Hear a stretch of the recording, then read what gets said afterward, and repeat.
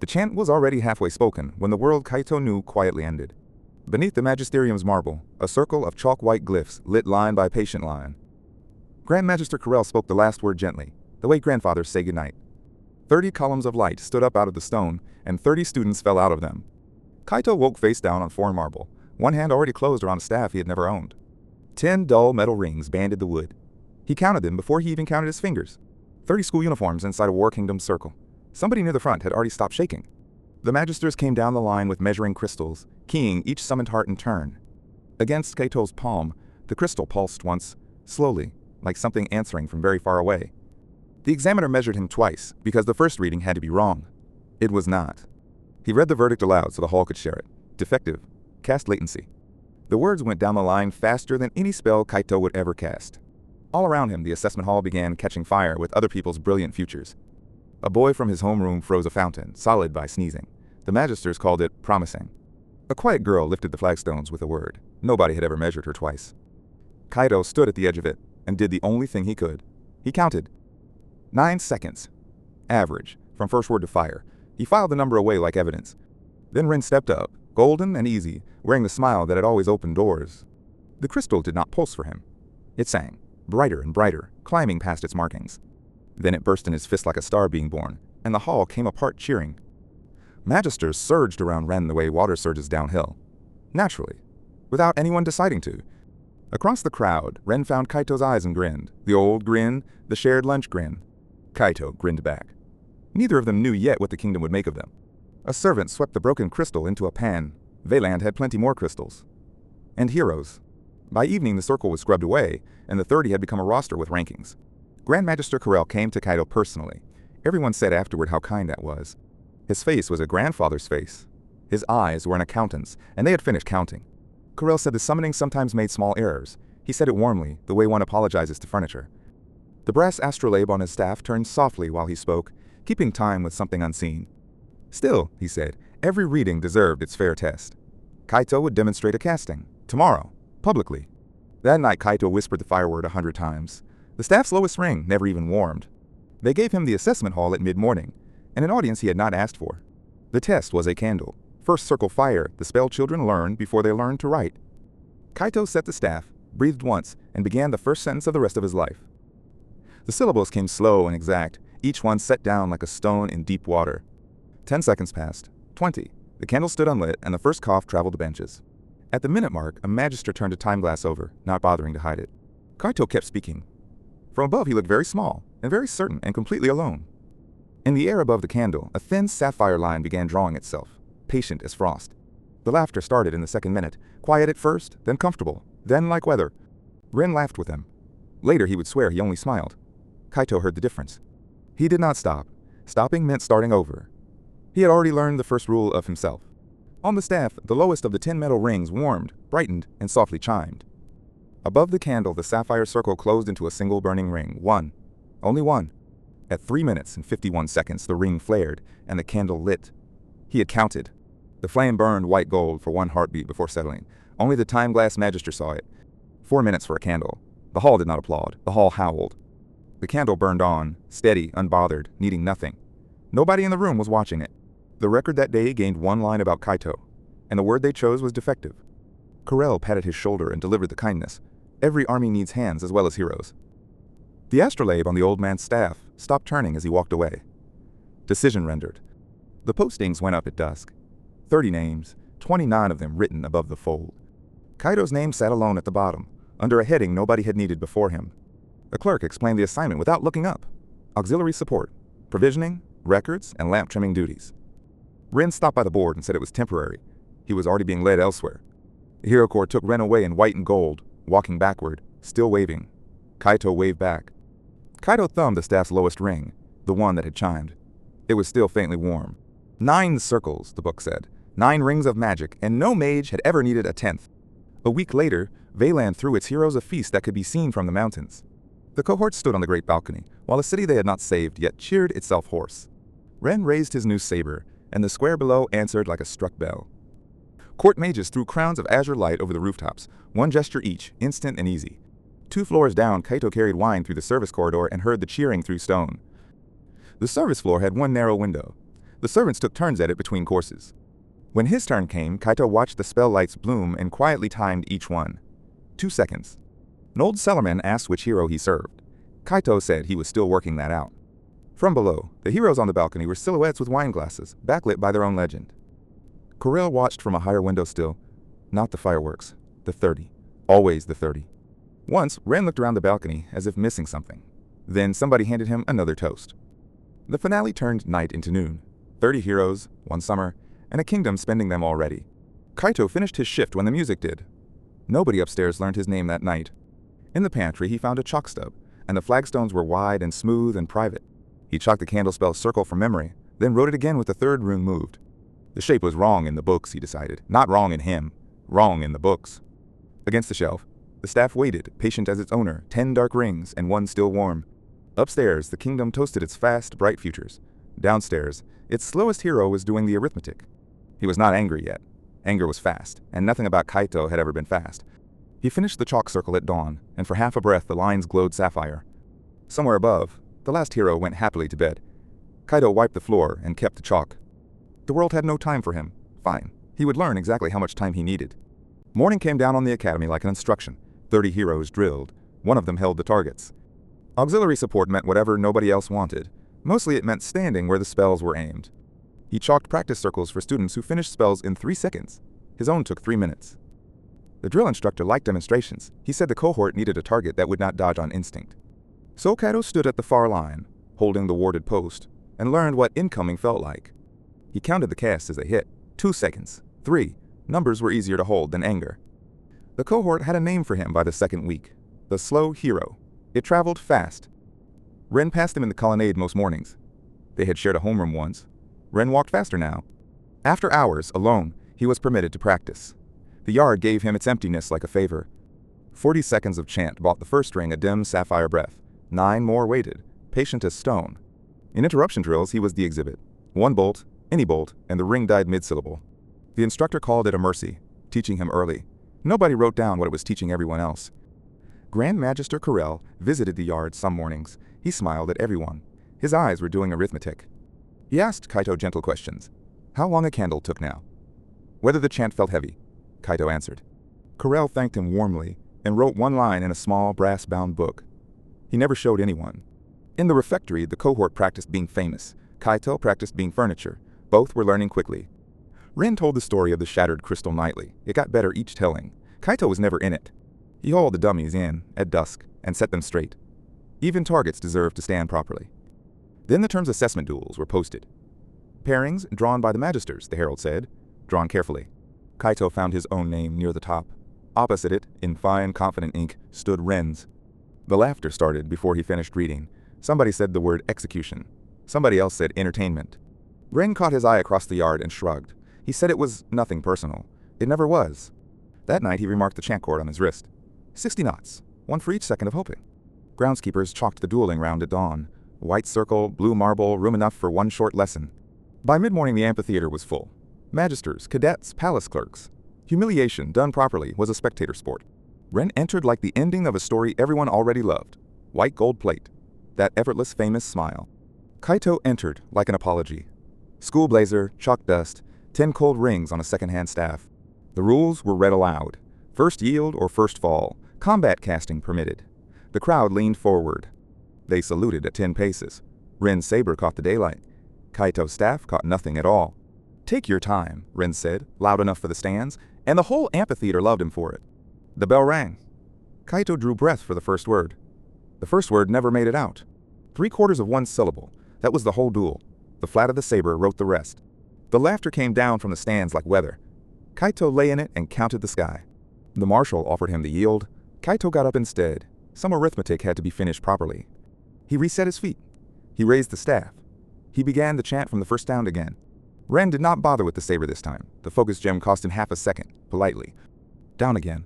The first ring had not even hummed. 10 times slower was another word for helpless. He got up a second time. Not brave, exactly. He simply did not know another direction. Ren looked to the magister's box and found it smiling. He gave the crowd 1 more encore. The third fall took his staff with it. 10 rings rang across the marble, counting themselves out loud. The staff lay in the chalk circle he had never gotten to use. 1 ring trembled, then stopped. The marshal raised Ren's arm. The duel had lasted, in total, less than one of Kaito's words. Ren bowed to every side of the amphitheater. He was very good at it. He had practiced. In the box, Corel applauded with grandfatherly warmth. His eyes were elsewhere, doing their quiet arithmetic again. Nobody helped him gather the staff. He picked it up carefully, like a man lifting something wounded. His lip bled. His ribs kept a new count. His face did what it always did, nothing. Ren paused beside him at the tunnel. He said someone had to show the Magisters the difference. He said they used to be friends, as if reciting a fact about somebody else's childhood. By evening, the round was swept. The chalk circle went first. The name, Slow Hero, stayed. That night, the Academy celebrated its champion. One window in the service wing stayed lit until morning. Kaito's room held a cot, a candle, and 11 notebooks. The notebooks were the real furniture. He opened the newest one and wrote the duel down. Not the humiliation. The data. Page after page mapped the chant structure of the 9 circles. Every Archmage's spell, taken apart like clockwork. The margins held his measurements, where each word of a chant spent its weight. What slowness bought. His spells were not slow because something was missing. They were slow because everything was there. The old texts drew 9 circles and stopped. In Kaito's notebooks, in chalk, there was a 10th. He chanted at a whisper while the Academy slept. One faint ring turned slowly above the candle. He let the ring fade unfinished. Finishing, indoors, would have been unwise. He logged the seconds anyway. Near dawn, he slept an hour, face down on circle theory. The Academy called this boy defective. He had read every casting text the library owned. Twice. Slow, the instructor said. Thorough, the notebooks answered. Nobody ever asked to read them. It was the most expensive mistake the kingdom would ever make. The summons came a week after the duel. Grand Magister Corel's tower. Third bell, come alone. Corel received him like a favorite grandson. Tea was poured. Kindness, in that office, was a procedure. The paper on the desk was already written. Secondment, it said, for logistics, to the Ashpike Free Company. Corel said the frontier needed careful, patient men. He said it was not a punishment. He smiled. Kaito asked what a free company needed with logistics. Corel's smile stayed. His eyes filed the question. The signature took Corel 3 seconds. Kaito noticed that. 3 seconds to spend a person entirely. At the door, Corel wished him a quiet career. It sounded like a blessing. It was aimed. On the long stairs down, Kaito did the sum. Discarded, officially, in under a quarter hour. Packing took less time than the signature deserved. 11 notebooks, chalk, 1 staff, the blazer he wore. Nobody came to see him off. Ren was at sword practice. The cohort was at breakfast. Fine. A supply wagon left for the frontier at first light. His name was on its list. Under sundries. The capital shrank in the wagon's canvas window. Nobody in it was watching him go. He checked. The teamster asked what a kid mage had done to earn the Ashpikes. Kaito said he was slow. The road went north into pine and iron gray weather. Marble did not grow out there. Nothing sterile did. He counted the staff rings with his thumb as the miles went. 10. Still 10. Still his. Somewhere past the last mile marker, the fear loosened. Out here, maybe. Nobody knew what his name meant. The teamster said the frontier ate polite young men. Kaito wrote the phrase down. It felt useful. He rode the last hours with the staff and the chalk across his knees, like tools, like answers. Past the ridge, campfires. The Ashpike Free Company, and everything the kingdom threw away. Including him. Especially him. The wagon stopped at a palisade of pine logs and iron nails, 3 days past the last paved road. Kaito climbed down with everything he owned, a staff with 10 cold rings and a bag of chalk. 40 pikemen went on drilling as he passed. Nobody laughed at him. Nobody looked at him at all. Captain Vera read his secondment paper once, then folded it into a pocket like a receipt for damaged goods. She said the crown had sent her a logistics mage. She said the word logistics like it insulted her. He had braced all week for mockery. Instead, she handed him a bucket. It was worse, and better. The quartermaster, Bran, issued him boots, a bedroll, and a knife. He wrote nothing down. He remembered everything. For 3 days he hauled water, split kindling, and scraped rust from pikeheads older than he was. He counted as he worked. 206 pikes, 41 men, 9 spare shields. Counting kept his hands quiet. At night the company ate around one long fire. Kaito ate at the edge of the light, counting stars. On the 4th night, a pikeman named Lom shifted sideways on the log, making room without saying anything. Across the fire, Vera asked what the 10 rings on his staff were for. The company went quiet. He said 1 ring per circle of the spell. He said his cast took minutes, not seconds. Silence. Vera nodded once, the way Bran nodded at inventory. Slow stock was still stock. Nobody laughed that night. Later, alone, he chalked circle diagrams on the back of a shield by lantern light, correcting old theory. Vera stood in the doorway a while, watching him work. She said drills started at dawn. That was all. At dawn he watched the shield wall drill. Lock, brace, rotate. He timed each rotation. 11 seconds every time. That afternoon, a broker rode in with a contract. A breach dungeon, 2 valleys east. Floors 1 and 2. The breach was a wound in a hillside, breathing cold air. The company called it steady work. Vera's briefing was arithmetic. 2 floors, 40 men, 6 lanterns. Clear it, map it, haul out what paid. Kaito's job was the map and the mule line. His chalk, useless in duels, was suddenly worth wages.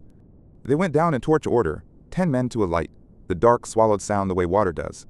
The first chamber was curtained in web from floor to vault, gray sheets of it, heavy as sailcloth. Cocoon shapes hung in the sheets, goats, mostly. Kaito wrote the count in the map's margin. The sound came first, a dry ticking from the walls, like rain on slate, growing eager. Then the webs tore everywhere at once, and a swarm came down the walls like spilled grain. The line formed before anyone shouted. Shields locked, pikes dropped level, 11 seconds. He counted them without meaning to. The first spiderling hit the wall of iron and died on a pike it never saw. Lam stomped one flat and laughed too loudly, the way men laugh when their hands are shaking. Kaito pressed against the rear wall, mapping exits, counting the swarm. 200, maybe more. The line held anyway. He began to chant anyway. The first ring gathered above him, a thread of sapphire light, agonizingly slow. The fight ended before his first circle closed. The ring guttered out. No one had even noticed it. Vera kicked the shell off her spear and called the count. 2 wounded, nothing deep. The company reset. Torch smoke settled over the cleared chamber.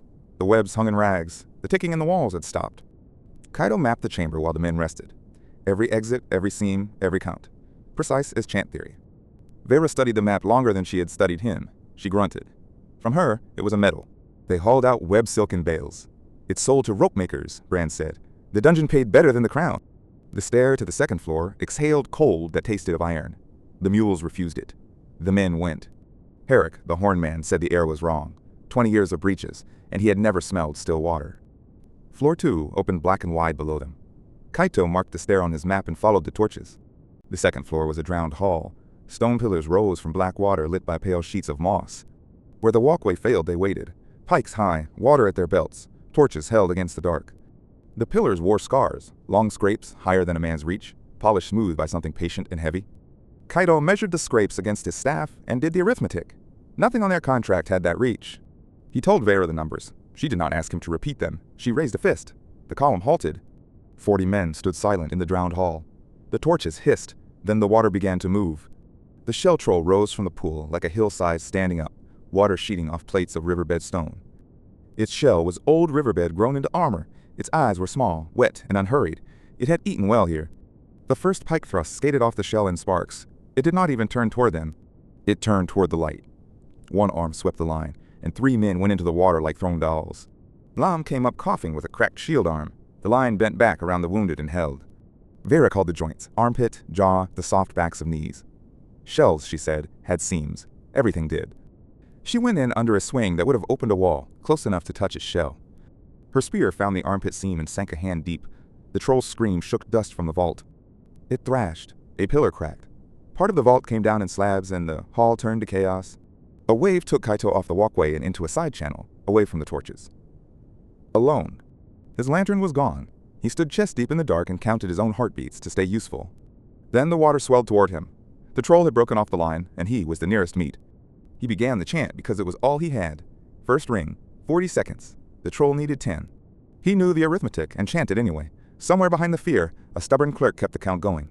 The troll reared over him, blotting out the moss light. The first ring above him was still not closed. Vera's spear came out of the dark and took it through the eye seam. No warning. No ceremony. The troll went down beside him like a bridge failing, and the wave slapped him against the pillar. Vera put a boot on its skull and worked her spear free, already looking past him at the line. She looked once at the dying ring above him and said, "Start sooner." Then she waded back to work.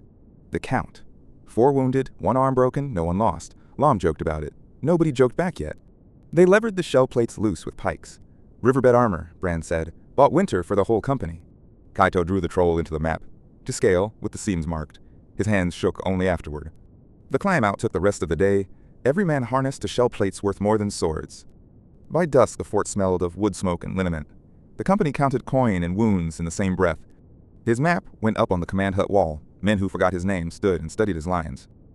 Bran allowed that the mage drew a straight line at least. In this company, that counted as a toast. Vera sat apart at the fire, running a whetstone down the spear that had bought his life. Routine maintenance. She asked how far the chant would have gotten before the troll reached him. He said ring 1, maybe. She only nodded and went back to the whetstone. Nobody had ever asked him for the honest number before. The broker returned before the wounds had scabbed. The deep floors this time, triple pay, sealed by the crown. Nobody had mapped below the second floor in 9 years.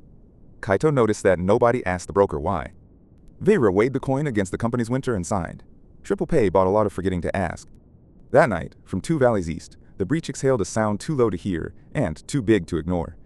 Kaito lay awake, counting the rumbles under the floor. They were not even. Something below was pacing itself.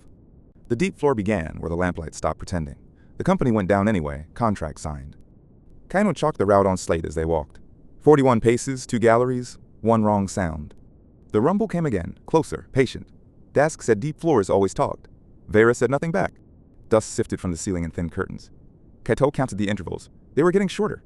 Vera stopped the column with one raised fist. Her scarred eye watched the dark like an old debt. Kaito stood at the rear with the mules and the maps, where slow things were kept.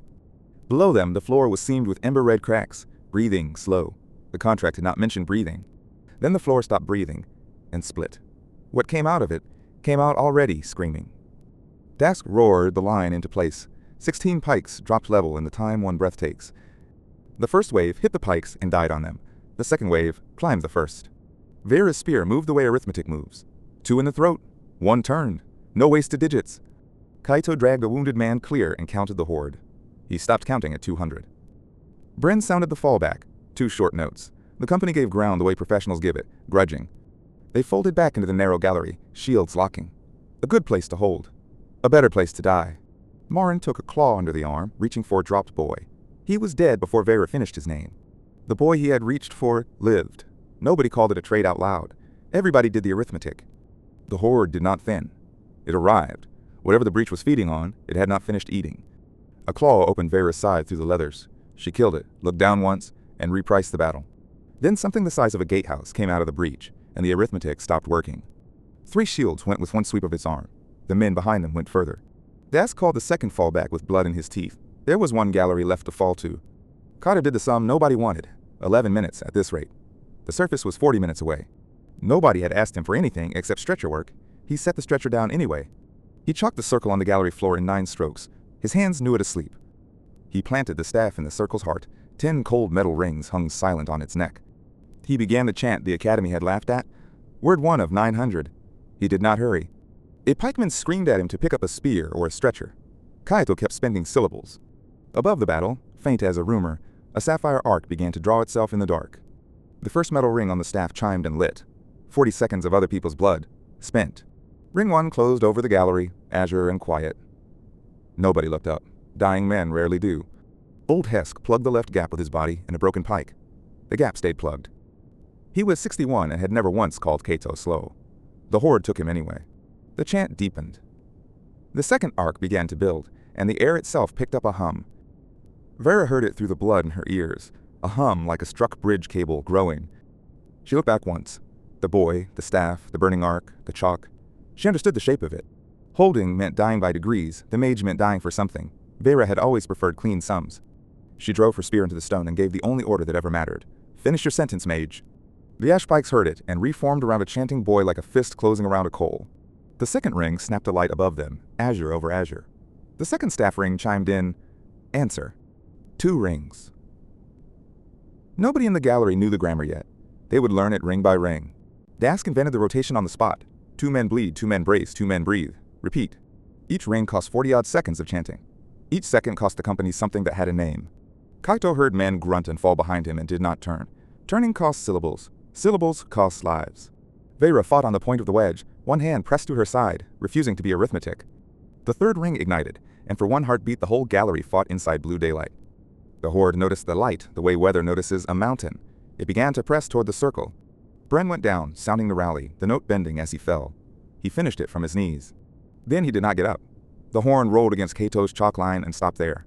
3 rings. 6 dead. Kaito's voice did not shake. Everything else in him did. The gatehouse thing came again, wading through its own dead. Horns down, straight at the light. Vera stepped out to meet it, because someone had to, and she was already bleeding. She put the spear into its eye and wrote it down. The stone shook. The chant did not. It died around her spear. She came back to the wedge without it, holding her side still upright. The chant climbed into words no academy had let him finish. The fourth arc began to draw. One ring left. Roughly a minute of chant. In galleries, a minute is a kind of ocean. The shield ring shrank pace by pace until the rearmost boot stood on Kaito's chalk. Jory took Bren's place in the wall. He was 17. He had laughed at Kaito once, in the yard. The wall buckled. Claws came through the gap where good men used to be. The chant kept walking. Jory stopped 3 of them with the shield built for one. He did not stop the 4th. He fell backward across the chalk line, and Kaito chanted the next word into his open eyes. The word after that nearly broke in his mouth. Vera's voice found him. She said the line would hold. She said it the way she counted spear work, flat and certain. He believed her and kept spending. On the staff, the 4th metal ring began to glow at its edges, impatient, almost alive. The breach emptied everything it had left. The horde came all at once, a black tide with teeth. 10 words left. The wall was down to 1 rank. Vera planted her boots on the chalk itself. 4 words. 3. The gallery light turned the color of deep water before a storm turns it white. Kaito spoke the last word of the sentence. They never let him finish. The 4th ring closed. For one held breath, nothing happened. The rings hung there, 4 deep, sapphire going white gold at the rims. Then the 4th circle resolved, and the world went white gold from wall to wall. There was no sound to it. The horde simply stopped being a fact of the world. When the light let go, the gallery held ash, empty shields, and a breach sealed under fused stone. Ash came down like gray snow. Nobody spoke. Somewhere, a man was quietly, privately weeping. Kaito folded over his staff like a puppet done working. 9 dead men's worth of spell, delivered. Vera knelt, checked the boy breathed, and looked up at 4 fading rings. She counted them twice. They laid the 9 along the wall with their boots together. Dask spoke every name, oldest first. Then Sella unslung her shield and set it down flat, and nobody needed to explain the idea. They carried the slow mage out of the deep floor on a shield, like kings are carried. He surfaced once on the stairs. The staff lay on his chest, 4 rings still warm to the touch. Vera walked beside the shield the whole way up. She told him the company paid its debts. Above ground, Dawn was ordinary and enormous. Nobody in the Ashpike Free Company ever laughed at him again. They gave him back to the world 2 days later, fever thin, staff laid clean beside him. Somebody had kept stew warm through both nights. Nobody would say who. He counted that too. Vera came at noon with the tally of the deep floor. 9 wounded, 3 burned, 9 dead. He asked what the cast had cost. She said it had paid. He heard both answers. Men who had never learned his name now touched their helm rims when he passed. It itched. Vera said a weapon that fires once an hour still wins wars. You build the hour. The drill ground got a chalk circle, 9 paces wide. Inside it stood 1 borrowed minute of war. Fenn was 14 and owned the company's horn. Vera taught him 3 calls until his lips bled. 1 blast meant wall on the mage. Every shield in earshot belonged to Kaito's circle instantly. 2 blasts rotated the ranks. 3 meant scatter, and the chant died unfinished where it stood. The first blast sounded, and 40 men collapsed inward like a fist, closing around something small. From inside the wall, the sky shrank to a coin. He decided he could work with the coin. Bracken was the shield sergeant, gray as his iron. He timed the wall by counting sacks of grain. The company began pricing everything in seconds. A stumble cost 4, a dropped pike cost 10. Vera picked 6 men to stand the inner ring. She called them his seconds. Nobody laughed twice.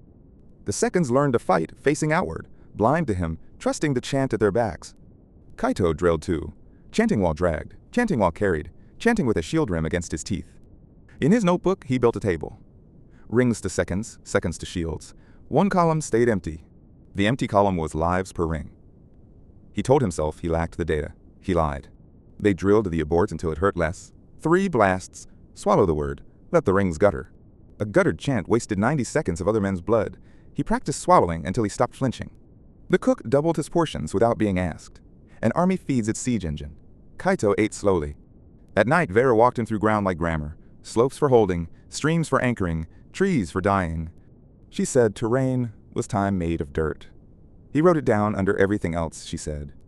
Once a week, they let him finish 1 ring so the new men could hear the sound. The hum crawled under breastplates and settled in the sternum. Veterans grinned. New men gripped their pikes. By the 3rd week, the wall closed in 4 heartbeats and rotated without a single spoken order. Vera watched the wall breathe and said nothing for a long time. Then she said, again. Word of the deep floor traveled the frontier faster than wagons. Some of it traveled toward the capital. The company took a timber road contract east, 3 days through pine so old it swallowed noon. The column moved with Kaito at its center now, the way night travelers walk around their lantern. Fenn marched beside him, practicing the calls against his sleeve, fingering a horn he wasn't blowing. Bracken told him the last mage he guarded had lasted a summer. He said it kindly, like weather. They camped the second night in a bowl of pines, fires banked low, pickets set at 40 paces. Kaito chalked tomorrow's circle by firelight, 10 rings waiting cold on the staff across his knees. Vera walked the picket line twice that night. She said old habits. She checked her spear anyway. Past midnight, the forest performed its oldest trick. The insects stopped. All of them, all at once. The west picket missed his count call. Bracken sent a man. The man did not come back either. Vera killed the nearest fire with her boot and read the dark the way Kaito read circles. A hand closed on Kaito's shoulder before the shout. Bracken's voice, very low, telling him to stand. The first quarrel came out of the tree line and took the lantern man through the chest, mid-yawn. Finn's horn found the one blast on the first try. 14 years old, and not one crack in it. The wall closed around Kaito in the dark, shields finding shoulders by touch, drilled past needing eyes. They came in soot black over crimson, a dozen shapes that moved like men who kill for wages. They ignored the pikes and the fires and the shouting. Every blade in the dark wanted Kaito. Pikes want open ground. In the trees, the Ashpikes dropped them and went to short steel. Inside the wall, Kaito planted the staff and found the first word. It tasted different tonight. Every circle he had ever finished had fallen on monsters. The shapes in the dark were men. The word sat on his tongue and would not leave. Somewhere left of him, somebody stopped breathing. Vera's voice crossed the dark like a thrown spear. 2 words, no ceremony. She said, "Finish it." The chant started. Low, even, unhurried, because hurry was the one thing it could never be. Vera met the first pair at the fire's edge and taught them what a spear captain is. A second named Tams caught a knife on his shield rim and paid the debt back double. The first staff ring lit sapphire in the dark. Every assassin in the trees changed direction at once. They had been briefed. They did not go for his heart, they went for his mouth and hands. Quarrels came for the sapphire glow. The seconds took them on raised shields, wood knocking like winter doors. 40 seconds in, 2 of the 6 were bleeding. The wall did not move a single boot. An assassin came for Fenn's horn, because the horn was the company's voice. Bracken got there first. Bracken put the man down with a shield edge and stood over the boy like a gate. Their leader wore brass at his collar and fought like arithmetic, trading his men for steps toward Kaito. The second ring caught. The hum climbed into the pines and shook needles down like dry rain. The leader spent 2 more men buying a gap in the wall. For one breath, he had it. Bracken filled the gap with the only thing he had left. The knife meant for Kaito found him. He went down the way old walls go, slowly, and then all at once. The chant never wavered. Vera's spear came out of the dark and pinned the brass-collared man to a 100-year pine. Kaito spoke the last word at men for the first time. The dark went white gold in total. When the light let go, the tree still stood, steaming. Nothing soot-black in them was moving. 2 rings. 90 seconds. 8 men he had never met. He filed the arithmetic where it hurt. The forest came back slowly. First the fire's crackle, then the wounded, then one bird, badly shaken. Kaito made it 3 steps off the circle before his knees quit. Nobody pretended not to see. They laid Bracken out with his shield on his chest. Fenn stood the whole watch beside him. Kaito kept hearing it. Bracken falling, and his own voice continuing, steady as a well-made clock. Vera told him steady was the only way Bracken's price bought anything. It helped. It didn't help. At first light, they searched the man pinned to the pine. Under his collar, brass caught the sun. A small brass sigil worked like an astrolabe. Kaito had seen that shape before, atop a kindly man's staff. Vera turned the sigil over once, twice. Then her fist closed around it, and the subject closed too. She said nothing. She put it in her breast pocket the way you pocket a debt, not a question. Nobody in the company asked aloud who had sent knives for their mage. Everybody already knew the color. That night, Kaito opened the notebook and filled in the last column. Lives per ring, he wrote slowly. The company marched at dawn, with 1 shield short, carrying a brass question pointed at the capital. After the forest, the Ashpikes watched their roads differently. Knives had come once. Knives could come again. Vera kept the assassins, brass sigil on her table, polished, facing the door. She never explained it. But the second knife was not a knife. It arrived as paperwork, and it arrived everywhere at once. 3 contracts died in 1 week. The merchants apologized to Hob, the quartermaster, without meeting his eyes. The chartered Red Mark Guild took the escort runs at half price. Charters could afford to lose money. Vera said starving a company was cheaper than killing one. She said it like a weather report. Then the quiet work started. Grain barrels fouled in the night. Wagon harnesses cut almost, not quite, through. Kaito counted the stores twice and gave Vera a number. 9 weeks. Numbers were how he worried. The depot stopped selling to unchartered companies. Nobody could say whose rule it was. Everybody knew whose. 1 contract survived, a grain delivery east to the garrison towns. It paid enough to buy the winter. Every road east crossed the grey water at one place, an old crown bridge, 9 arches, 1 toll. The Red Mark had bought the tolls that spring. Nobody had asked why a mage guild wanted a bridge. The company reached the grey water under a low grey morning. The river ran fat with mountain rain. 11 wagons, 40 pikes, and 1 slow mage riding in the middle where Vera had put him. The new toll was posted politely, the cargo, the wagons, and the company's mark on red mark paper. Vera asked the price twice, courteously, so 40 witnesses could swear later who had refused whom. 12 guild battle mages came out of the toll house in good order. Crimson coats, brass focus rods, already warm. Guild magic was fast magic, 3 seconds from word to fire. It was the whole argument against Kaito. Vera walked back to her wagons without hurrying. Hurrying, she liked to say, was how battles started early. She did not ask Kaito for fire. She asked what he could do with a fat, rain-fed river. He chalked his circle behind the last wagon and told her the price. 5 rings, 4 minutes, maybe 5. Vera looked at the bridge, then at the water, then at her people. She said, "Buy them." The pike wall closed in front of the wagons, shields locking in the rhythm they had drilled all summer. Her one standing order crossed the line like a password. No bodies. A corpse would be the crown's best argument. Fan 14, the company's horn, wet his lips and waited. Seconds were currency now. He carried the till. The guild did not wait for a second refusal. The first fire lance broke across the shields like weather. Marsk, 20 years a pikeman, spat over his shield rim and settled his boots deeper into the mud. Behind the wagons, the first ring left Kaito's staff and hung above the bridge, sapphire and patient. The guild captain read the sky and changed his orders. Rumors of a slow mage had crossed the frontier. Fire came in flat volleys after that. The shield line drank it and shrank and did not break. 4 battle mages went for the shallows, skirts of steam where their boot wards touched the cold river. Vera met the flankers in the reeds, spear reversed, and taught them what haft-work meant to pike country. A pike butt planted in river mud held longer than the man holding it. The drills had said so. Kaito did not look at the fighting. He counted knots on his chant cord and paid out syllables like rope. The second ring lit. 60 seconds bought. On the line, the price was posted in burned shield arms. A lance found the join between 2 shields. Hob the quartermaster kept his grip while his gloves burned. They passed Hob back through the ranks by his collar. He was still counting cargo through his teeth. Finn sounded the rotation. Fresh shields stepped forward into the smoke exactly where the tired ones had stood. The third ring lit above the bridge. Somewhere on the far bank, a toll clerk started running. The guild captain stopped spending volleys. He linked his 6 best mages into 1 borrowed, oversized burn, 6 rods, 1 lance. The linked cast rose over the toll house, crimson and fat with borrowed heat. It fell on the wagon line, like a dropped sun. 2 wagons went to ash. 9 men went down. Fenn came up off the ground with a split scalp and sounded the reform before his eyes focused. The 4th ring lit. Kaito heard the 9 men in his arithmetic now. He kept the count anyway. The captain finally did what doctrine said. He pointed every rod he had left at the boy chanting. The rush came up the bank hard. Vera's guard of 6 closed around Kaito like a fist closing. A lance stopped 1 shield's width from Kaito's face. The arm behind that shield was Marsk's. It broke. Kaito's voice never changed. Marsk was screaming 2 feet away, and the chant held its slow, level pace. The 5th ring lit, and every ring above the bridge turned from sapphire toward white gold. The chanting stopped. 4 minutes and 11 seconds after his first word, Kaito finished his sentence and asked the river. The gray water stood up. A river's whole cold weight rose off its bed and leaned over the bridge. It took the toll gate, the barricades, and 12 battle mages in 1 gray hand and set them down. Half a mile downstream, 12 soaked mages sat up in the reed shallows, alive, coughing, and disarmed by geography. The river lay back down into its bed. Like a spear returned to the rack, the bridge stood. Kaito went down to his knees in the mud. 5 staff rings ticked and cooled against the wood. Vera hauled him up by the blazer collar and looked him over the way she checked spear halves. 40 pikes, 11 wagons less 2, 12 breathing enemies downstream. Kaito counted everyone twice, to be sure. The Red Mark captain watched them cross from the far bank, dripping. His report would be accurate and unforgivable.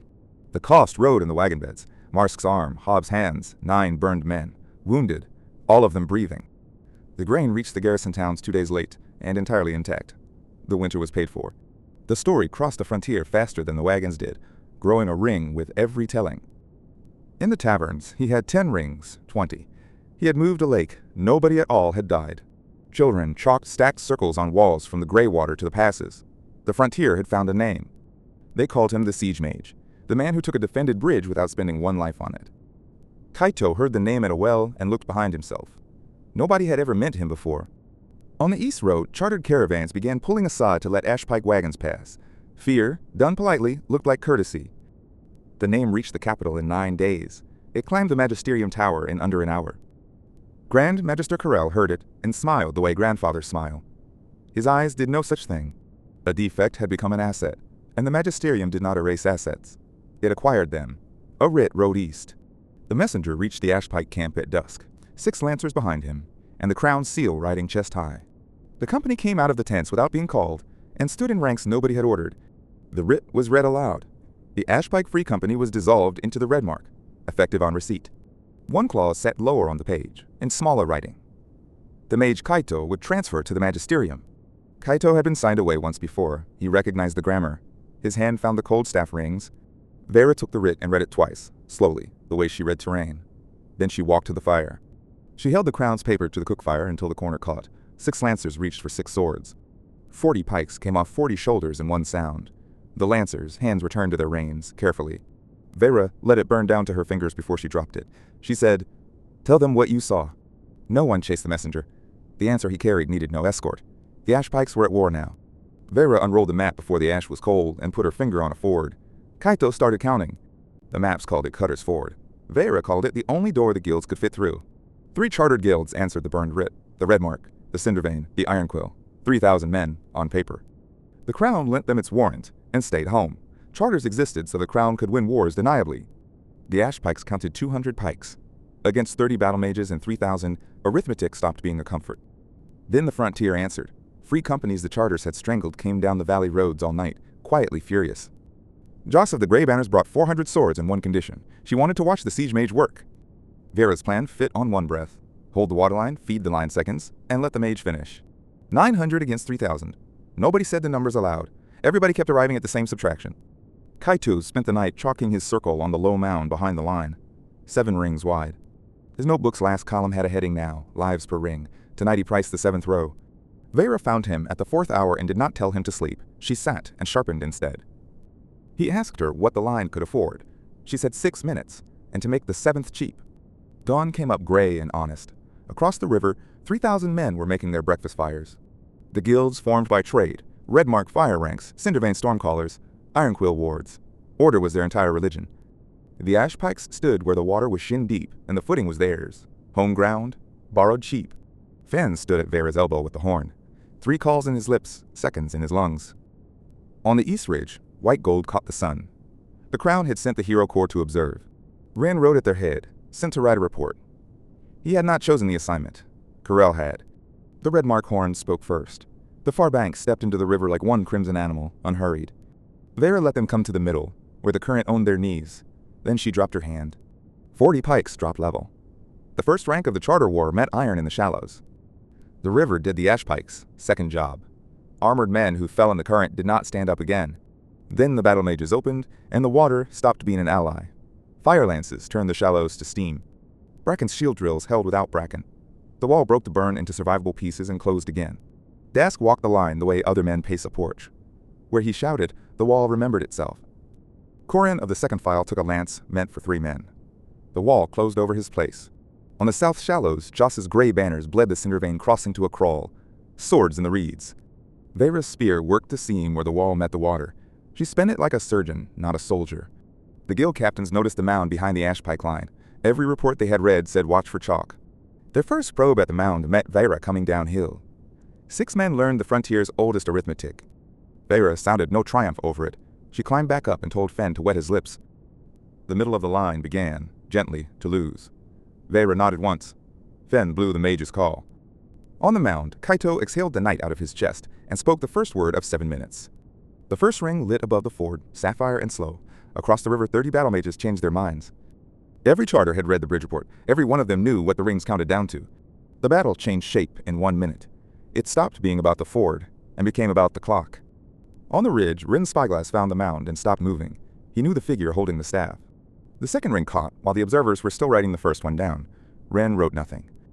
The ring's inner lattice was terraced, 9-fold, wrong for every school. Ren had seen that geometry before. In a dormitory, years of humiliations ago, a slow boy had drawn lattices like that in cheap notebooks. Ren remembered laughing at them. Diagrams by a boy who could not finish a cantrip before the sand ran out. The third ring lit. Below it, the Red Mark committed their reserve at the mound, and the price began. Vera folded the line's right shoulder back to wrap the mound, trading river for time, ground for seconds. The wall gave its first 3 steps of the day. Every step backward was 40 heartbeats brought forward. Kaito heard the line breaking behind his own voice and did not turn around. Turning cost words. 3 staff rings burned. The chant cord on his wrist kept the count his frightened body wanted to lose. The cinder vein linked 9 stormcallers and threw the sky at him. The shields over the mound went white. Hale of the shield roof died standing, arms up, and was held upright by the men he saved. The 4th ring lit. Kaito tasted copper and kept the ladder of the chant under his feet. 5 rings had taken the toll bridge. Every soldier in the river was now doing that arithmetic. The Iron Quill wardwrights tried to unwrite the circle from afar. Their counter lattices cracked like frost on iron. Nothing in their charters described a working that deep. The Iron Quill began, professionally, to leave the field. The Red Mark answered with horses. Lancers took the north shallows at a gallop, aimed past the line, at him. Dask met them with the reserve and the oldest trick Pike's own. Horses respect a hedge more than heroes do. The 5th ring lit as the Lancers broke and wheeled. On the ridge, nobody was riding anymore. Ren counted rings the way the whole valley counted rings. 5. The Academy had thrown this boy away. The 6th ring was the expensive one.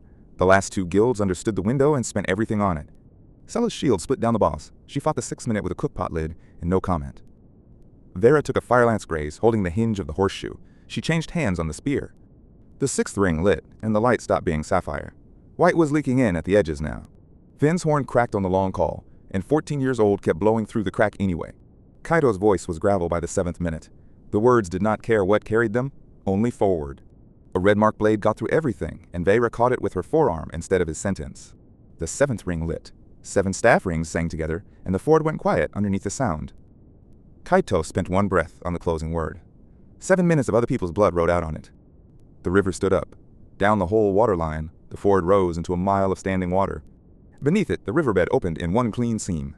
The battlefield was divided, precisely down the water line. The spell killed almost nobody.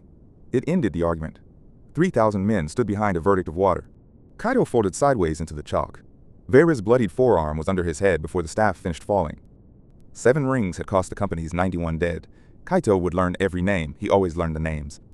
By evening, the Red Mark asked for their dead back. Vera gave them freely and kept the ford. The water wall let itself down at moonrise, gently, like something excusing itself from the table. Ren stayed on the ridge long after the observers packed. The report he owed had 2 honest versions. He had watched a discarded boy hold 7 circles, steady for 7 minutes under fire. Slow was the wrong word. He rode for the capital that night and beat his own report there by a day and a half. Corel received him among the orreries, delighted, grandfatherly, already knowing everything the spyglass had seen. Ren asked it plainly. What had Kaito's assessment truly read the day the crystal called him defective? The old man's face did its kindly work. Only his eyes went somewhere cold to fetch the answer. He said, latency, my boy, a flaw in the vessel, nothing more. He said it like a kindness. Ren bowed and thanked him. On the long walkout, he counted the lie's rings, one by one. The ford was a week behind them, and the war it started followed like weather. The guilds pulled back to their charters and wrote the Ashpikes down as rebellion. A captured courier carried stranger cargo, survey forms, meter readings, and a route into the hills. Kaito read the numbers the way he read everything, twice, and then a 3rd time. The columns tracked output, not the wars. Somebody was metering the summoned cohort like Wells. He told Vera what a survey post was for. She asked only where it stood. 20 picked Ashpikes moved out at dusk, light order, no banner, no horn, unless it broke. Kaito walked the middle of the column, staff wrapped in cloth, so the rings stayed quiet. The post sat on a bald hill, walled, lit, and aimed at nothing a soldier could see. Its tower held instruments, not archers. Whatever it hunted with brass and patience. Vera counted 8 sentries and a gate team. She spent an hour making it 6. The company crossed the open ground in 4s, on elbows, between the slow sweeps of lantern light. Sedge, the company's latchman, went first at the culvert and made Iron give up quietly. 1 sentry leaned out to spit. The whole raid held its breath on his mood. Vera took the wall in one motion, spear haft first, and lowered the man like furniture. For 9 seconds, the post stayed asleep. Then a chain rattled somewhere inside, and it didn't. A watch rattle spun. Lanterns multiplied. The gate team dropped the bar and shouted for battle mages. 6 Ashpikes dropped into the yard before the 2nd lantern lit, pikes already level, already moving. The 1st bolt answered from the tower stair and found nothing. The 2nd found Sedge. He sat down against the grate he had opened, apologized for the noise, and stopped. Kaito unwrapped the staff. The keep door was iron, barred, and built to outwait a siege. Vera set 6 pikes in a hedge around him and paid for his minutes in advance. The 1st ring lit above the yard, sapphire, and the garrison mistook it for ordinary magic. The garrison stopped defending the walls and started spending itself against 6 pikes and a chant. 40 seconds a ring. He did not hurry, because hurrying was the one thing that killed. John took a mace on the shoulder and kept his footing. The second ring hummed. 2 rings on the staff burned now, and Vera's arithmetic held. Seconds in, a door out. Vera's spear went through a buckler and the arm behind it. She apologized to neither. The third ring rose. From the tower, it looked like a small dawn learning to count. Their officer counted 3 rings, remembered what the ford had looked like after, and called withdrawal. Finished his sentence at the door. 3 rings folded into white gold, and iron remembered being sand. The post cost the company 1 latchman and 4 minutes. Nobody called that arithmetic cheap. Inside was no armory. It was a counting house for something that had no honest name. The meters ticked in the dark, patient as clocks, taking readings from wells a kingdom away. Vera pulled the cloth off the far wall and stood very still for a spear captain. 30 brass plates hung in ordered rows, engraved edge to edge, 1 for every summoned student. Kaito read the first plate twice, because the first reading had to be a mistake. It wasn't. Each plate tracked 1 name, draw rates, output quotas, recovery windows shrinking month over month. He laid them out the way he laid out everything, in order so the shape could speak. The last column on every plate held a date. The engraving called it projected ascension. The summoning had never given the 30 their power. It had opened a tap inside them. Every fireball the heroes threw was borrowed twice, once from them, once from their remaining years. 2 plates ended in a single struck line, gouged deep, the way a clerk closes an account. He knew both names. One had lent him ink. One had laughed first at the candle. The court had announced both ascensions with trumpets. The cohort had cheered them going home. Home. Vera read the rows twice, said it flat like arithmetic. Not heroes then, fuel. 1 plate was nearly blank, its draw column shallow, stamped defective. Kaito did not need the name. The tap had opened in him too, and found the well descending too slowly to bleed. So they had not discarded a failure, they had discarded a battery that refused to leak. The company packed the tally plates like powder kegs. Vera posted a double watch on the wagon. She said proof this heavy needed more than pikes. It needed somebody the capital would believe. Kaito marked the bundle with chalk and thought of 28 wells still running, dated for burnout. 400 miles east, the capital slept under marble, and Ren had stopped sleeping entirely. Corell's kindly answer had been perfect. Ren had grown up watching perfect answers win duels. His signet still opened every door the crown owned. He decided to spend that while it lasted. The archive kept the Magisterium's memory in brass and vellum, 9 floors of it, lightless after midnight. He went down past the war records, past the treaties, to the floor, without a name.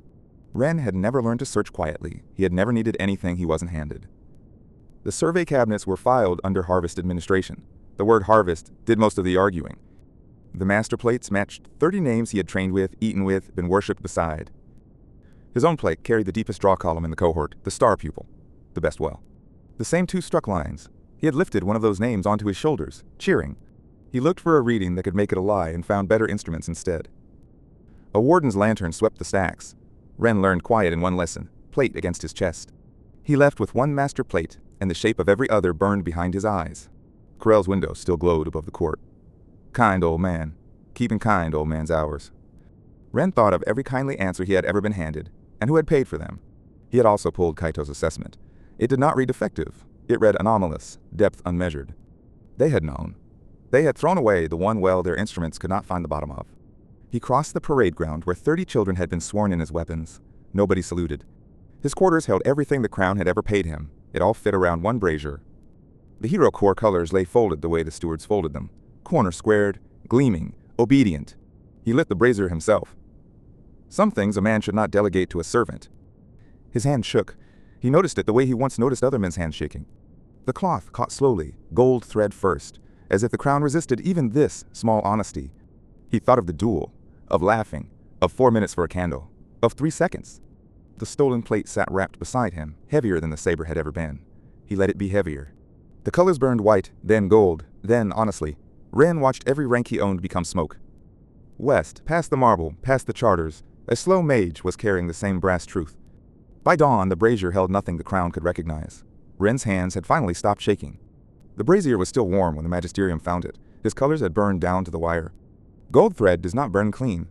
It curls and blackens and keeps the shape of what it was. Corell received the news at breakfast. He thanked the officer kindly and asked for the treason seals. By noon, the heralds had it. The kingdom's brightest hero was a traitor, by order of kindness. They sent his own squad to take him. Corell said familiar faces would make it gentler. Ren heard the alarm from a stairwell and understood it 1 full minute before he moved. He took the saber and the gauntlet. Everything else they had given him, he left folded. He went over the rooftops the way heroes do and felt like a thief the whole way. His old squad was waiting at the aqueduct, 4 of them. He had trained everyone. He beat them the way he had beaten Kaito, completely and in under 3 seconds. He left them breathing and took their lantern. He said he was sorry. He meant it late. The postern closed behind him at moonrise. Behind it, the city he had been made for. The roads east were crimson with patrols by morning. He learned to travel in the ditches. At every crossroads, his own face hung in fresh sigil work. Fame made an excellent set of chains. He scoured the gilding off his plate with river sand, white gold underneath, stubborn as the lie. He ate stolen bread in a ruined mill and thought about banquets held in his honor. A guild patrol watered their horses 1 wall away. He counted their voices and did not breathe. They cornered him on a bridge in the marches, 6 pikes, 1 battle mage, nowhere left to be clever. The battle mage cast fast, the way the academy loved. Ren was inside his guard before word 3. He cut the hoist rope instead of the pikemen. The span dropped. So did their certainty. He went off the rail into black water, and the river carried the trader toward the frontier. He came ashore 2 miles down, half drowned, still holding the saber. Habits outlive honor. Pine country rose around him, iron gray and indifferent. Nobody out here had ever cheered for him. The horn found him before he found the camp. 2 short notes. The Ashpikes already knew. He offered his saber hilt first to the picket sergeant. Nobody in the company reached for it. Word crossed the camp faster than he did. Men drifted from tents carrying tools that doubled his answers. Vera came out last, spear easy on her shoulder, and looked at him like bad weather. These were the men whose contracts his crown had strangled. Someone spat. Nobody told him not to. Kaito came out of his tent with chalk still on his fingers and stopped counting for once. 2 boys from the same summoning circle faced each other across frontier mud. Nobody had scripted this. Ren started with his titles, out of habit. He heard himself and let them fall unfinished. He told them what the archive held. Quotas, burnout dates, 2 names struck through in brass ink. It matched their tally plates to the digit. Vera said nothing. Arithmetic did not need her help. Then Ren knelt. Not the practiced kneel of court. Both knees, into the mud, like a man dropping armor. He said he had laughed with them. He said 3 seconds. He could have given 3 seconds. He asked for no forgiveness. That was the only part of it Kaito found easy to watch. The fire cracked. 80 men waited on a slow mage's verdict and knew better than to hurry it. Kaito counted what 3 seconds it cost him. 1 duel, 1 discard, 11 graves. He always counted. He looked at Ren for a long moment. Then, quietly, I need your seconds, not your knees. Ren rose with frontier mud on white gold plate and wore it like his first honest decoration. Vera gave her ruling like arithmetic. He would fight under her horn, or he would walk. Nobody offered him company gray. A cloak was a thing you earned here, 1 second at a time. They gave him a place at the edge of the fire and a sentry to watch him sleep. He slept anyway, for the first time since the brazier. Shame is heavy, setting it down helps. Drill began at grey dawn. They put the kingdom's finest sword mage third from the left, and watched. He missed the first shield rotation and took a pike butt in the ribs. Nobody apologized. He learned. By the 3rd day, he knew the horns. 2 notes for contact, 1 long for buying seconds. Vera tested him herself, spear against saber in the drill square. He lasted longer than anyone expected. She put him in the mud twice anyway. The company found that deeply reassuring, and said so. At the map table, he paid his first installment, gate site, timetables, where the hero corps would stand. He said the questions in the capital were closing on Corel. Cornered men with keys opened doors. Vera sent riders to the free companies she trusted. 2 returned with promises. 1 returned empty. That night, Ren found Kaito's notebooks open by the fire. He recognized the pages he once laughed at. He asked how long the deep circles truly took. Kaito answered honestly. 10 minutes and 10 friends. Ren held a lantern while Kaito chalked practice rings. It was 3 seconds, paid at last, with interest. The camp slept under pine and iron gray cloud. Far to the east, the night began rehearsing. In the capital, the questions had finally grown teeth. Auditors wanted the survey posts explained in writing. Corel read the summons twice, kindly, the way he read everything. Then he chose the war instead. He turned the astrolabe on his staff until the brass rings agreed on a date. Tonight. The gate had a schedule. Years of harvest first, then a war he could ration. Exposure ate the schedule. A procession left the east road at dusk. Crimson robes, brass wagons, and no songs at all. The site was an old scar of standing stones where the ground had never grown anything willingly. The harvest engines woke first. 30 conduits, 1 for each hero, drinking from children of another world.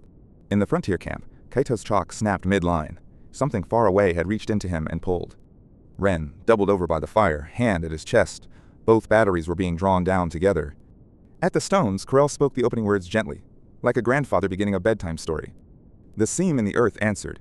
Ember cracks ran through stone that had held for 1,000 years. Then the gate opened, early, and the dark on the far side noticed the invitation. What came through first was not a monster. It was heat, and a sound like a promise breaking. Corel watched the red-black light climb, and did the arithmetic of a kingdom needing rescue. His kingdom. His rescue. He rehearsed the morning speech on the walk back. Regret came to him as easily as breathing. Behind him, the tide found its footing at the threshold, patient as anything that has waited centuries. At the frontier camp, the horses knew first. Then the dogs. Then every bird in the pines. Kaito was already awake, staff across his knees, counting a wrongness he had no number for. The sentry's horn sounded one long note, then forgot how to stop. The camp rose like a wave. Vera came out of her tent, with her spear and her boots unlaced, already facing east. Ren stood at Kaito's shoulder without being asked. It was where he should have stood from the beginning. The eastern sky cracked red-black from the hills to heaven, like glass giving up all at once. Ember light fell on 80 upturned faces and one slow mage already reaching for his chalk. Vera said the war had come early. Kaito counted the miles east and started on the arithmetic. The crack in the eastern sky had not closed. By dawn, it had learned to pour. What came out of it did not march. It spread the way spilled ink spreads on a map. The crown answered with everything it had summoned. 26 heroes rode east under white gold banners. The chartered guilds marched behind them, crimson and brass, every battle mage the kingdom had left. Nobody had invited the Ashpikes. Vera brought them anyway and parked 40 pikes across the refugee road. The armies met the tide on the open ground called the Harrows. The tide arrived first. Kaito stood on a wagon and counted. He stopped where the numbers stopped, meaning anything. Ren watched his old cohort deploy and named every formation under his breath. Nobody asked him to. He had burned his colors, not his memory. Those were his friends walking into the arithmetic.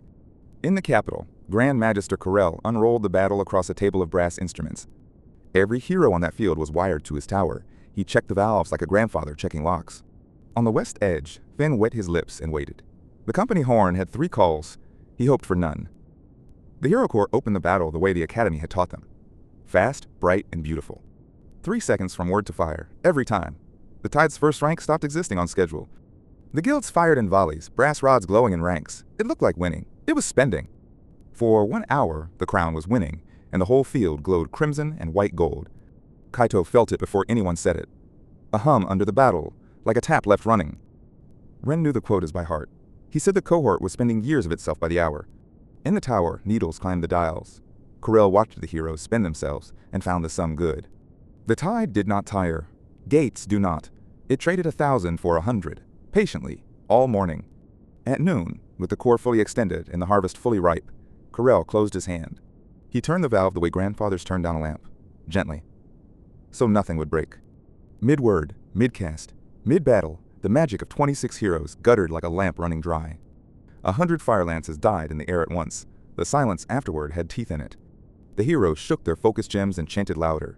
You cannot shout at a tap somebody else owns. Ren said one word, and the word went down the Ashpike line like cold water. Throttled. The tide understood before the crown did. Tides always know when a wall becomes a door. The first hero died with half a spell in his mouth and no sword on his belt.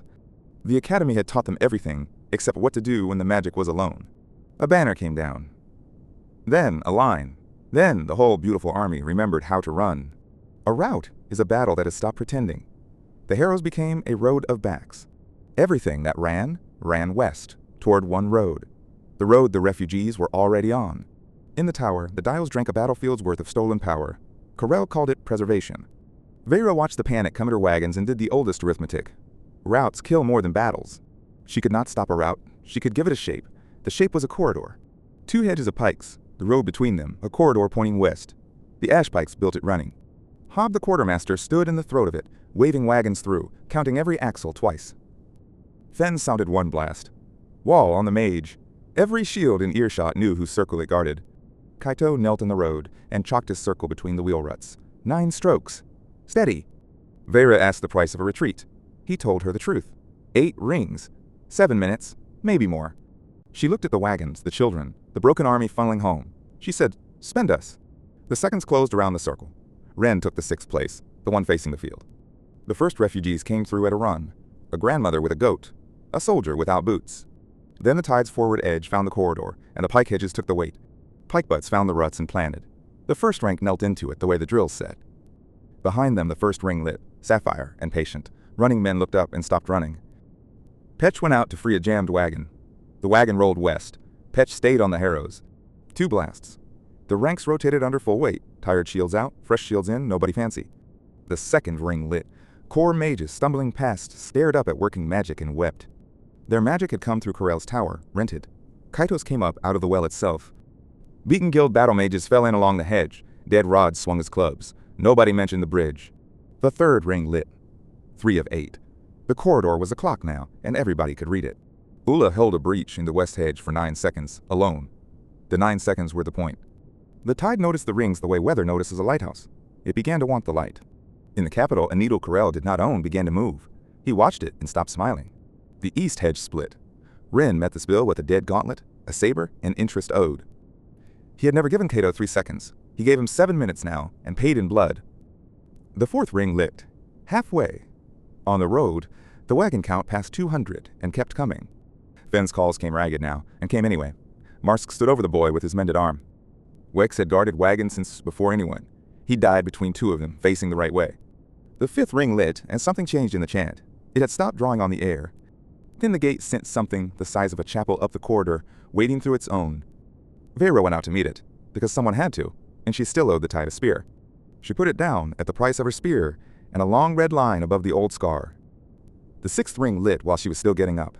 Nobody in the corridor doubted the 7th. The 7th ring lit. From the far hills, the field held 2 towers, one red-black, one sapphire. Kaito spoke the last word, with nothing left to speak it with, and the 8th ring closed. The 8th circle resolved, and the harrows split. A rampart of fused earth stood up across the field.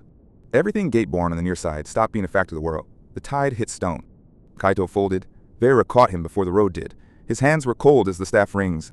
Other casts had emptied his lungs and legs. This one had reached deeper. Into rooms a body keeps locked. He surfaced once and asked whether the wagons had gotten through. Vera said all of them. He believed her. They put him on a shield again. Nobody cheered this time. A retreat is not a victory. Ren walked rearguard and watched the eastern sky. The gate stood open. Ring 8 had bought an evening. The capital learned of the rout and the shape Corell gave it. The Corps had failed the kingdom. The council offered him emergency rule. He refused it twice, gently, so they would insist harder. In the vaults below, the harvest of 26 heroes hummed in brass. Enough for a god's work. He took the balcony at dusk, grandfather gentle, and promised the frightened city a steady hand. Only until the danger passes, he told them. The crowd wept with relief. His eyes counted it. The kingdom had a grandfather now. Far to the west, 10 cold rings swung from a sleeping boy's staff. The kingdom learned the shape of losing in one night. By morning, the roads all pointed west. The refugees did not ask who commanded the camp. They asked where the slow mage slept. Kaito had slept 2 days and woken hungry. The staff lay beside him, 10 rings cold. Vera ran the camp like a long march. Nobody starved, nobody wandered, and nobody said hopeless. They came in 2s and 3s, the summoned heroes, following a rumor shaped like a slow mage. 17 of the 30 were left standing. Every one of them had felt the harvest pulling. The guild survivors came last. Banners burned, pride burned after. Their mana had failed mid-battle, on schedule. A battle mage showed Vera his dead focus gem. He said the crown had spent him like coin. Rin stood at the edge of the fires, traitor branded, useful, tolerated. He sharpened his saber and waited. Kaito brought him soup, because nobody else would. Neither of them called it forgiveness. It was soup. East of them, the sky stayed torn. The gate fed all night, and the tide grew patient. In the capital, Corell ruled gently. Word came that he called the harvest mercy, and was believed. Scouts brought arithmetic. The Magisterium marched with 8,000, and the tide walked wherever the gate looked. They met around a wagon bed at midnight. Pike captains, drained heroes, guildless mages. One slow boy. Kaito chalked the valley on the wagon boards, the gate, the ruined wall, and his circle behind it. He told them the 9th circle would not close a gate. He told them what the 10th cost. The plan was spoken plainly, the way Vera liked plans. He said it once, 10 minutes. Nobody laughed at the number. Vera said seconds were currency, and 600 of them needed buying. Assignments fell like knife throws. Vera took the old wall in its breach, because somebody had to. The cohort asked for the center. Whatever the crown had left them, they meant to spend it loudly. Ren asked for the circle itself, the last ring of guards. Nobody argued. Everybody understood the arithmetic. That night Kaito remarked his chant cord, knot by knot, 10 circles of chalk dust on his sleeves. Vera checked his guard roster twice and said nothing kind. From her, that was a long embrace. They marched before dawn, pikes shouldered, an alliance of everything the crown had ever thrown away. The valley at Coldmere held one ruined wall, one breach, and room for the end of a kingdom. The gate stood in the east like a wound refusing mourning. The tide moved under it, waiting. Corell's columns came in crimson and brass, drummed and orderly, an army marching to keep its harvest. Corell watched from a brass platform, grandfather gentle, hands folded. He had brought a machine under tarpaulins. Behind the wall, Kaito knelt and chalked his circle wide. 10 minutes lived or died on this ground.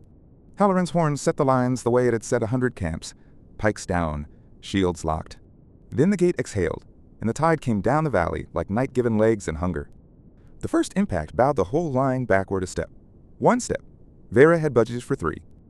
Corell's battle mages opened on the west flank in the same breath. 2 armies, 1 tide, no mercy anywhere. Kaito planted the staff and began the sentence of his life. 60 seconds a ring. 10 rings. The first ring lit over the wall, sapphire and steady. Both armies looked up. The tide didn't. On the staff, the first metal ring chimed and caught fire. 9 cold rings waited above it. The cohort answered with everything the crown had stolen. Lightning walked the valley floor and did not apologize. The second ring lit. On the wall, Bren of the second pike paid for it with his shield arm. Vera worked the wall top like a loom, spear out, spear back, thread by thread of the tide cut. On his platform, Corell counted the rings too. He sent 1,000 men to interrupt the sentence. The third ring lit. Somewhere on the west flank, a guild survivor spent his last mana laughing. Kaito heard none of it. And all of it. He counted syllables. He counted screams. Both mattered. The 1,000 came around the south shoulder in crimson ranks, straight for the breach and the boy. Vera came off the wall to meet them. She took 40 pikes and did not look back. The fourth ring lit. The ring that had erased a horde once. Today it was a milestone, past. Joran of the cohort held the center gap with a shield of light and both his shoulders breaking. Scylla, third of the 30, burned a tide wedge to ash and grinned at the cost, freely spent, finally. The fifth ring lit. Half a sentence. On the wall they shouted the count like a war drum. Marsk, the shield-bearer, went down at the wall and stayed down, and the line closed over him. At the breach, Viley met the crimson ranks with pikework older than their charters. The gap held. The breach was 2 wagons wide and worth the whole field. Vera priced it accordingly, in bodies. The 6th ring lit over the smoke. 4 minutes left. Nobody on the wall was counting lightly. The tide found the breach too. Dark and crimson arrived together, and Vera's 40 became the hinge. She planted her spear in the rubble and told the tide, "Not 1 step." The breach believed her. She bled from places she would not name later. The spear kept its own count of the tide. The 7th ring lit, and the sky over Coldmere was more sapphire now than smoke. 3 left. Corell stopped smiling.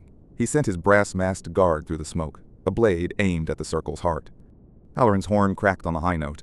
The wall was a suggestion now, held by tired arithmetic. The 8th ring lit. His ceiling, once. This time Kaito's voice stayed level and kept climbing past it. The brass masks came out of the smoke in a wedge, and the last guard ring met them. Ren stepped into the wedge's path with no banner left to fight for, just a saber and a debt. He fought the way the academy had loved him. Brilliant, fast, first. For once, it served someone else. The focus gem in his gauntlet went from bright to pale to ash gray. He kept it raised anyway. A brass mask spell came down like a falling roof. Ren caught it on a shield of everything left. His last fuse burned for the boy he had laughed at. Ren was smiling when his knees gave. Kaito watched him fall and did not stop the sentence. The chant made grief wait its turn. The Ashpikes closed shields over Ren like a lid. He was breathing. Barely. Today, barely was a victory. The wedge broke on what Ren had left of it. Behind the shields, the 9th verse began. Everything the Alliance had was spent, or spending. Vera's breach, Joran's shoulders, Scylla's fire, Halloran's cracked horn. Then the valley went strangely quiet, the way a held breath quiets a room full of frightened men. The 9th ring ignited, and the sky over Coldmere burned sapphire from wall to torn horizon. 9 metal rings blazed on the staff.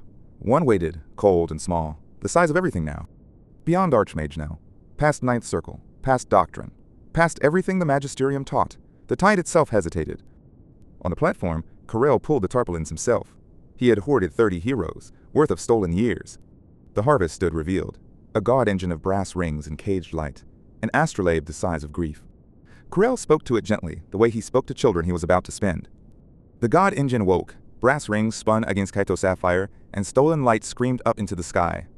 2 crowns of rings stood over one valley now, 9 sapphire, and the harvest's brass answer rising. Kaito drew the last knot of the chant cord, and began the verse no living voice had finished. Above the breaking field, faint as first dawn, the 10th ring began to draw itself. 60 seconds left. 9 rings burned over the broken field. The 10th was a rumor his hands were still writing. Corell's engine rose off the gate like a second sunrise, built from 30 stolen lifetimes. 9 staff rings glowed against his knuckles. The last one hung dark, waiting for its minute. The engine spoke once, and the front rank simply was not there anymore. Vera closed the gap. She planted her spear in the scorched earth and called the count like weather. 2 minutes left. The cohort poured their own light out in sheets, glad at last to be spent well. Ren knelt where his shield had died, sword planted, holding the line with nothing left but posture. From above it was arithmetic. 1 small circle of spears, 1 C, and a price per second. The man who had taught him tent knots went down buying the 53rd second. Kaito counted it. The engine reached for the circle. Vera's wall bent, splintered, held. She spat blood and kept counting. Kaito did not hurry. A lifetime of being slow had taught him exactly what a second weighed. Above the field, the 10th ring began to draw itself. Line by line, the way he wrote. The last word left him quietly. The 10th ring ignited, and every color the war knew surrendered. On his staff, the 10th ring lit, 10 chimes, clean as morning, in the middle of hell. Both armies stopped. Even the tide lifted its blind heads. Nobody living had ever seen 10. Vera looked up at what her seconds had bought, and allowed herself one breath of pure wonder. The spell resolved. It did not strike the gate. It unwrote it, seam by seam, like correction. The gate had taken a kingdom to open. It closed like a sentence, finally finished being wrong. The tide lost its door, and then its argument. It came apart into ash before it landed. Then the light turned to Corell's engine and began, very gently, to give everything back. The engine unraveled into rivers of borrowed light, 30 of them, each one flying home to somebody. Across the field, the summons staggered as their own years came back. Some laughed. Most just wept. One river found Ren on his knees. He took his strength back the way men accept sentencing. Kaito lowered the staff. 10 rings cooled one by one, ticking, the sound of a debt paid. For the first time since the summoning circle, the world was quiet enough to hear him breathe. On the ridge, Corell stood alone among his instruments, watching his harvest refuse him politely. He had spent a life borrowing. Now every borrowed thing remembered where it had come from. The debt came home through him, gently, taking decades as it passed. He grew old, then honest. His astrolabe staff rang on the marble and spun to a stop. Nobody moved to pick it up. At the end, his face finally matched his eyes. He said the sums had almost worked. Almost. Then the last light stepped out of him, and the crimson robe settled empty on the marble. Nobody cheered for a long moment. Victory this expensive arrives more like silence than like music. Kaito's knees quit before his count did. Vera caught him by the blazer, the way she always had. Then the horns found their voice, and a battered free company shouted the slow Mage's name at sunrise. The war ended the way wars actually end, in lists and splints and slow, unglamorous mornings. The company cut each lost name into a pike haft and planted them along the eastern wall. Kaito visited every haft and counted the seconds each man had bought him. He always counted.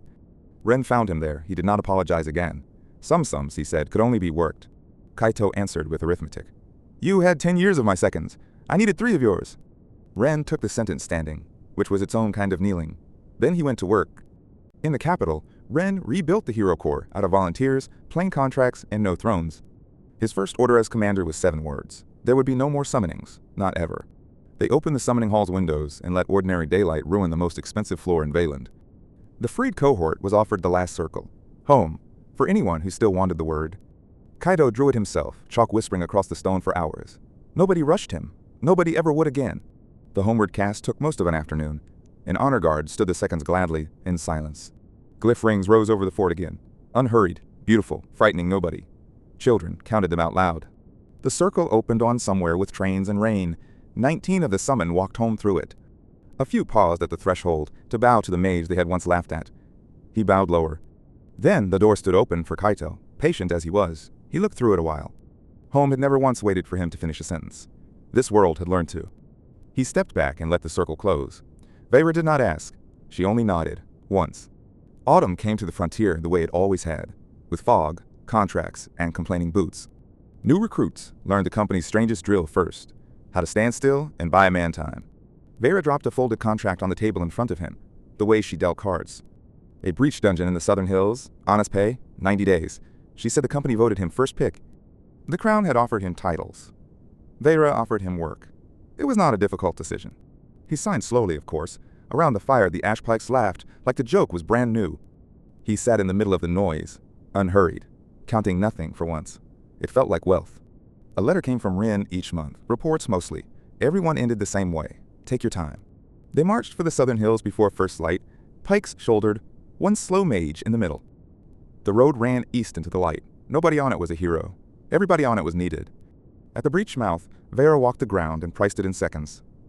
Old habit, good habit. Kaito knelt on clean stone in the gray before sunrise and took out a new stick of chalk. The first line of the next circle went down clean. His hand did not shake anymore. Around him, the company set its ring of pikes without being asked, seconds, ready to be spent. He stood, lifted the staff, and began to speak the slowest magic the world had ever kept. 10 metal rings chimed down the staff, one after another, small and bright as a promise kept. Over the hills, the first ring opened against the sunrise, sapphire on gold, easy as breathing. The slow hero began his next sentence. And this time, he had all the time in the world.